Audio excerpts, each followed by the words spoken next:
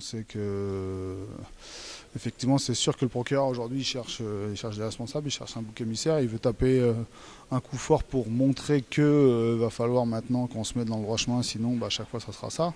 Vous pensez que la justice peut être faite dans ce dossier?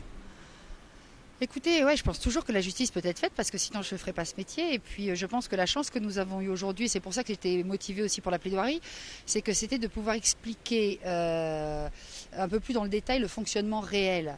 Et en fait, là où on vous reproche à tous de ne pas avoir les autorisations, et d'ailleurs il ne s'agit pas d'autorisation mais de faire des déclarations préalables, c'est que parce qu'il y a une situation ambiguë et paradoxale qui est entretenue avec le ministère de l'Intérieur. Bon, personne ne veut de ce Teknival, ça pose des problèmes, personne ne veut prendre ses responsabilités. En même temps, il y a un mouvement musical qui est incontournable. Voilà, ça donne ce que ça donne. En même temps, ça donne ce que ça donne, c'est-à-dire une fête qui a été faite sans qu'il y ait une déclaration préalable. Maintenant, quand on me dit oui, c'est dramatique, comme si vous étiez des bandes de sauvages totalement irresponsables, je dis c'est faux. Je veux dire, vous préparez pendant une année entière un Teknival, vous accueillez 25 000 personnes, l'eau est mise à disposition gratuitement, il y a de quoi manger, il y a Médecins du Monde, il y a Technoplus, les gens, vous les motivez pour qu'ils nettoient les sites avant de partir.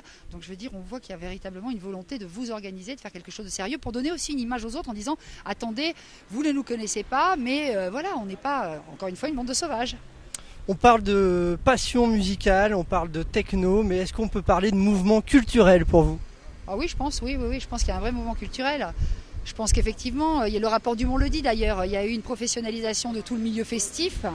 Et il y a des gens qui ne s'y retrouvent pas. Et donc les amateurs de musique et de certains regroupements festifs, parce que se regroupent pour essayer de trouver une autre solution, une autre alternative. Le problème, c'est qu'on a des gouvernements qui refusent de prendre ça en considération. Bon, je pense que c'est un mouvement... toutes les générations ont eu ça.